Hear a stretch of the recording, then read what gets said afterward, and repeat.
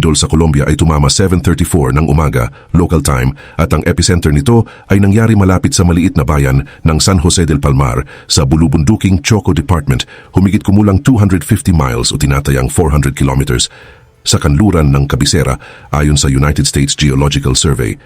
Ang lindol ay nagmula sa lalim na nasa pagitan ng 60 at 100 kilometers.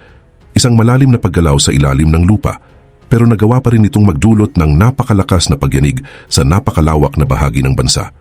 Itinakda naman ng sariling Geological Service ng Colombia ang lalim sa humigit kumulang 96 kilometers at kinumpirma ang magnitude na 7.4, kahit na sa unang readings ay mas mababa muna ang estimate bago ito tinaasan.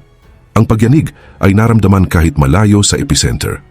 Milyon-milyong tao sa buong Colombia ang nakaranas ng lindol at malakas na pagyanig ang naiulat sa mga pangunahing lungsod kabilang ang Bogota, Medellin at Cali. Gumana ang mga alarm ng mga sasakyan at gusali sa buong Cabecera habang naglabasan sa mga kalsada ang mga residente dahil sa takot. Naramdaman din ang lindol sa kabilang bahagi ng border sa Ecuador at sa ilang bahagi ng Venezuela na nagpapakita kung gaano kalawak ang narating ng energy mula sa lindol. Pero bago ko simulan ay hihingi lang sana ako ng isang like at subscribe. Malaking tulong na ito sa aming mga content creator. Salamat po. Tinataya ng mga eksperto na mahigit 2 million na tao ang nakaranas ng napakalakas na pagyanig na umabot sa level na 7 out of 10 sa intensity scale na ginagamit ng mga American seismologist. Ang pinakamalalang pagkasira ay naranasan sa western at central na bahagi ng bansa, partikular na sa coffee-growing region na tinatawag na Eje Cafetero. Sa lungsod ng Pereira, Cabecera ng Risaralda Department, kinumpirma ng mga opisyal ang pinakamataas na bilang ng mga namatay, kung saan iniulat ng local authorities na may hindi bababa sa 18 na nasawi sa lungsod na iyon lamang. Inilarawan ng alkalde ang pinsala sa mga gusali doon bilang napakalala. Sa Manizales, sa kalapit na Caldas Department, hindi bababa sa 2 karagdagang pagkamatay ang kinumpirma, at ipinakita sa mga video mula sa lungsod ang tore ng makasaysayang cathedral na gumuho. Mayroon ding karagdagang mga nasawi na naiulat sa Choco Department malapit sa epicenter, sa bayan ng Quibdó sa Quimbaya, sa Zarzal sa Valle del Cauca Department at sa Tamesis sa Antioquia. Habang nagpapatuloy ang search and rescue operations buong araw, patuloy ding tumataas ang kumpirmadong bilang ng mga namatay. Sa mga unang bilang, nasa around 20 ang patay, pero sa loob ng ilang oras, mabilis na tumaas ang bilang kung saan may ilang news organizations na nagulat na umabot na ito sa at least 29, habang ang iba naman ay nagbanggit ng local officials na nagsabing umabot na sa hanggang 47 ang bilang. Nagbabala ang mga otoridad na posibleng patuloy pang tumaas ang bilang ng mga namatay habang nagtatrabaho ang mga rescue crew sa mga gumuho na gusali at nakakarating sa mas malalayong komunidad. Sa Cali, ang third largest city ng Colombia, na may populasyong nasa around 2 million katao, iniulat ng mayor na may mga residenteng nakulong sa loob ng hindi bababa sa 19 na gumuho na gusali at nagmamadali ang mga emergency crew para mailigtas ang mga survivor mula sa mga guho. Ayon sa mga saksi, nakita nila ang malalaking ulap ng alikabok na umaangat sa skyline ng lungsod habang sunod-sunod na gumuho ang mga istruktura.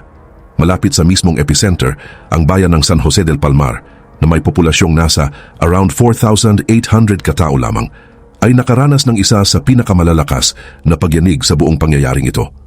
Sinabi ng governor ng Choco Department na nakakaranas ang rehiyon ng malaking pinsala sa mga istruktura at kinumpirma ang mga nasugatan, habang nagbabala na patuloy pa ang assessment dahil mahirap marating ang ilang bulubundukin at malalayong lugar.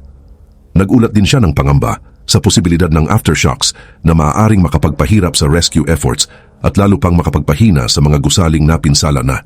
Sa kalapit na bayan ng Novita, sinabi ng local mayor na naranasan ng mga residente roon ang pinakamalakas na lindol sa buong history ng bayan at inilarawan niya ang local health center bilang lubos na napuno dahil sa dami ng mga sugatang dumarating para magpagamot. Idinagdag niya na malubhang napinsala ang simbahan ng bayan at marami pang ibang gusali, bagamat wala pang kumpirmadong namatay doon noong panahong iyon. Sinabi naman ng Interior Minister ng Colombia na mahigit 20 municipalities sa buong bansa ang naapektuhan ng lindol sa iba't ibang paraan, mula sa maliliit na bitak sa mga pader hanggang sa tuluyang pagguho ng mga estruktura. Kinumpirma rin ng mga opisyal na sinundan ang pangunahing lindol ng sunod-sunod na aftershocks, kabilang ang mga pagyanig na may magnitude na 2.8 at 5.0, na lalo pang nagdagdag sa takot at pangamba ng mga residenteng sinusubukan ng harapin ang trauma mula sa unang lindol. Hinimok ng emergency management officials ang mga tao sa mga lugar na pinakamalubhang tinamaan na manatiling alerto at iwasang pumasok sa mga napinsalang gusali hanggat hindi natatapos ang inspections. Sa Bogota, hindi gaanong malala ang sitwasyon. Sinabi ng alkalde ng kabisera na kahit tumunog ang mga alarm at naglabasan sa mga kalsada ang mga residente dahil sa takot, walang naiulat na malubhang injury o malaking structural damage sa lungsod. Napansin niya na dahil higit na nakaligtas ang kabisera sa pinakamasamang epekto ng sakuna, ang resources at personnel ng lungsod ay inililipat upang tumulong sa mga lugar na mas matinding naapektuhan bilang pagpapakita ng suporta sa mga komunidad na nakaranas ng mas malalaking pagkalugi. Ang laki ng sakuna ay nagdulot ng agarang international response. Nag-alok ng suporta at tulong ang mga gobyerno at organizations mula sa United States, South America, Europe at Middle East upang makatulong sa rescue at recovery efforts ng Colombia.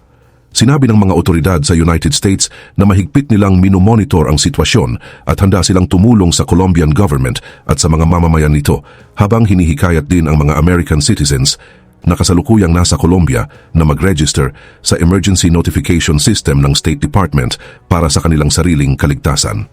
Samantala, kinumpirma ng mga opisyal mula sa Colombia's Geological Service na ito ang pinakamalakas na lindol na tumama sa bansa sa nakalipas na 10 years at isa sa pinakamalakas na lindol sa mga nakalipas na dekada. Dumating ang sakunang ito ilang linggo lamang matapos ang isang hiwalay na nakamamatay na lindol na nagdulot ng malaking pinsala sa kalapit na Venezuela na nadagdag sa sunod-sunod na malalaking seismic events na yumanig sa rehiyon ngayong taon. Sinabi ng mga analysts na ang Colombia ay nasa Pacific Ring of Fire, isang napakalawak na horseshoe-shaped zone na nakapalibot sa Pacific Ocean kung saan malaking bahagi ng mga lindol at volcanic eruptions sa mundo ay nangyayari dahil sa paggalaw ng tectonic plates.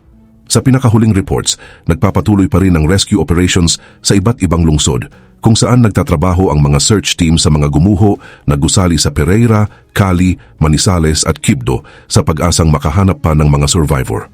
Iniulat naman ng mga ospital sa mga apektadong rehiyon na nahihirapan silang tugunan ang dami ng mga sugatang dumarating para magpagamot at ang mga pamilyang nawalan ng tirahan ay naghahanap ng masisilungan habang patuloy na sinusukat ng mga otoridad ang kabuang lawak ng pinsala.